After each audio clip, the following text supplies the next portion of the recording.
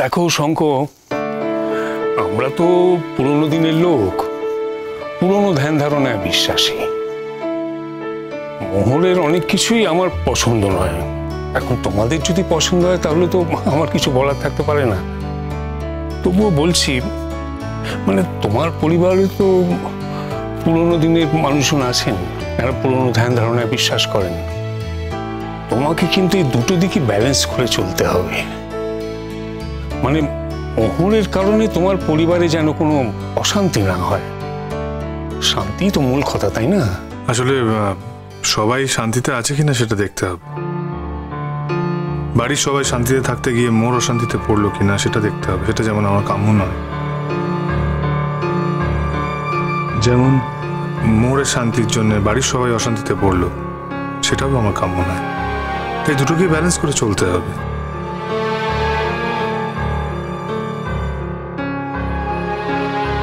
এসো এসো শঙ্খ, মোহর আয়, আমি সব ব্যবস্থা করে ফেলেছি। তাড়াতাড়ি আগে রিচুয়ালটা হয়ে যাক। মায়ের মন কিন্তু এমনিই খুঁতখুত করছে। কাল তো আসল দিনটা ছিল, কিন্তু কালকের দিনটা তো মিস হয়ে গেছে। আয়। মা, মা তোমার মন খুঁতখুত করছে। একটা মেয়ের ওপর অবিচার হয়েছে মা। সেই মেয়েটির লেখাপড়া বন্ধ হয়ে যাচ্ছিল, কিন্তু মেয়েটি আবার লেখাপড়া করার সুযোগ পেয়েছে। আমি যদি ওখানে না থাকতাম সেটা সম্ভব ছিল না মা। এরপরেও তোমার মন খারাপ করছে? না মোর, আসলে আমি মা তো অত কিছু বুঝি না মোহর। চিরকাল সংসারে যা দেখেছি, মানে যা নিয়ম তাই হয়। যখন কোনো কিছু অনিয়ম হয় না, আমার মনটা বড্ড কুড়াক ডাকে মা। তাই না না, এসব বিষয়কে একদম পাত্তা দেবেন না। সবটাই কিন্তু মনের ব্যাপার। আরে বাবা, কাল যেটা হয়নি সেটা তো আজ হচ্ছে। হওয়াটাই তো বড় কথা, নাকি?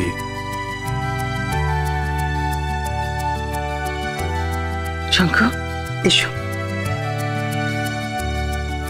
আয় মোহর।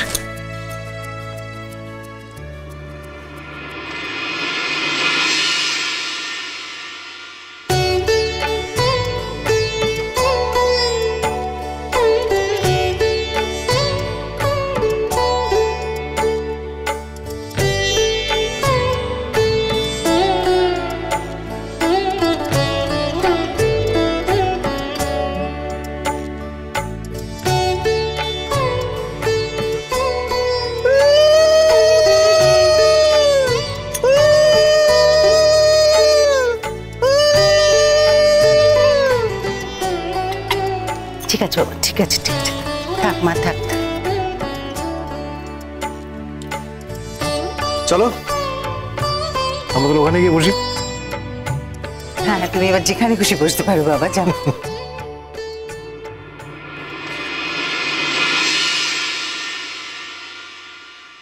শঙ্খ, হ্যাঁ বলো। একটা কথা জিজ্ঞেস করার ছিল। মানে কাল তো তোমাদের বাড়ির সবাই মোহরের উপর খুব রাগ করেছিলেন। আজকে সব ঠিক আছে তো? দেখো, ঠিক আছে বলে সেরকম কিছু নয়। কোনো কিছু ঠিক নেই, আবার সবই ঠিক আছে। মানে ওকে সবকিছু মানিয়ে নিতে হবে। ও তো জানে, সেসব জেনেই তো আমাদের সংসারে এসছে। ওকে সবাইকে জয় করতে হবে, সবটা ঠিক করতে হবে। আমি অবশ্য ওকে স্পষ্ট করে জানিয়ে দিয়েছি যে জেঠুমনি এদেরকে ছেড়ে আমার পক্ষে যাওয়া সম্ভব নয়। তার কারণ আমি ওদের যথেষ্ট শ্রদ্ধা করি এবং আমি তাদের প্রতি যথেষ্ট কৃতজ্ঞ। তাই ওকে সবটাই মানিয়ে নিতে হবে, বুঝে নিতে হবে। তোমার মা বাবা ভালো আছেন তো? তোমার মার শরীরটা তো ভালো ছিল না, উনি তো ফিরেও যেতে চাইছিলেন। হ্যাঁ, ভালোই আছেন। ওনারা এখন ফ্ল্যাটে আছেন। আমার কিন্তু একটু ইচ্ছে নয় যে মা ফিরে যান, কিন্তু ওই যে কতটা জোর খাটাতে পারবো সেটা জানি না। তার কারণ দূরত্ব জোর কাটানোর ক্ষমতাটাকে কমিয়ে দেয়। আমি ম্যামকে বলবো। ম্যামকে তো আমি ওখানে আটকে রাখতেই চেয়েছিলাম, ইনফ্যাক্ট ওই বাড়িতেই। কিন্তু সবকিছু তো মিলল না। আমিও ভেবেছিলাম এতদিন পরে ম্যাম আবার সবার সঙ্গে একসঙ্গে থাকার সুযোগ পাবেন। দিদি, আমি তোকে কথা দিচ্ছি, ম্যামকে আমি একদিন না একদিন ওই বাড়িতে ফেরাবই। আর জেঠু জেঠিমনির মনে আমার সম্পর্কে যে ধারণা, সে ধারণাও আমি বদলাবো। আমি তো এটাই শিখেছি, সত্যের পথে চললে সবাই আমাকে আশীর্বাদ করবে। আর আমি তো কখনো সত্যের পথ ছেড়ে মিথ্যের পথে চলি না। মেয়ে বলে যে অনেক কিছু করতে হয় না, সেটা তো আমি কোনোদিনও মানিনি। আমি চেয়েছি মানুষ হতে, ম্যাম আমাকে তাই শিখিয়েছেন। মানুষ হওয়াটাই সব থেকে বড় কথা, আর তারপরে জেন্ডারটা বড় কথা নয়। একটা মানুষের মধ্যে যা যা মনুষ্যত্ব থাকে, সে সব মনুষ্যত্ব আমার মধ্যেও থাকা উচিত। তাতে হয়তো সাময়িক লোক ভুল বুঝবে, কিন্তু তারপরে আমাকে ঠিক বুঝবে। আর ম্যাম আমাকে এসব কথাই বলেছেন। দেখো মোহর, সব দিক ভেবে চিন্তে করো। মানে তুমি ভালো থাকলে তো আমরাও ভালো থাকবো, আর তুমি যদি ভালো থাকো সেটা আমাদের ভালো লাগবে। এই মোহর, তোদের এক্সকারশন কবে রে? পরশু। ও তাই বুঝি? আচ্ছা মোহর, তুই এখন ও বাড়ির নতুন বউ, বিয়ের পরে ওই এক্সকারশনে যাচ্ছিস, বাড়িতে পড়েছিস তো? মা, আমি এখনো কিছু বলিনি। যাওয়া হবে কি হবে না আমি কিচ্ছু জানি না, দেখি আজকেই বলবো। ও, এইগুলোই তো ভুল করো, অনেক আগেই তোমার বলা উচিত ছিল। বাবা, এক্সকারশনটা তো কলেজের, ওনারাই ঠিক করেছেন। তাহলেও তোমার তো একটা দায়িত্ব আছে নাকি? তুমি তো আর এখন শুধু এই কলেজের ছাত্রী নও, তুমি তো ও বাড়ির বউ। কথাগুলো শুনতে হয়তো খারাপ লাগবে, কিন্তু আমি হলেও ঠিক এটাই এক্সপেক্ট করতাম। না না, আপনি চিন্তা করবেন না, আমি বাড়িতে বলে নেব। আসলে বলার মতো সুযোগ হয়ে ওঠেনি, এই দুদিন যা হলো ওই ব্যাপারটা নিয়ে সবাই ব্যস্ত ছিল, নাহলে আমার মনে হয় মোহরই বলে দিত।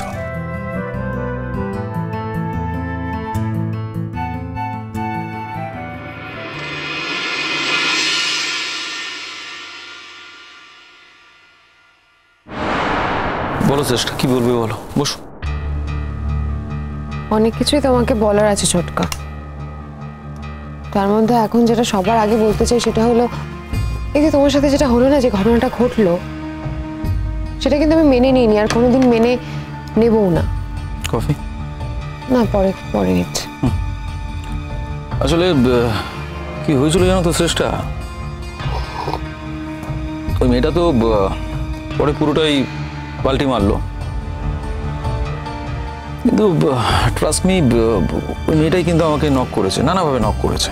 আর শুধু নক করেনি, আমাকে সিডিউসও করেছে। কিন্তু এগুলো কেউ জানলো না, সবাই এটুকুই জানলো,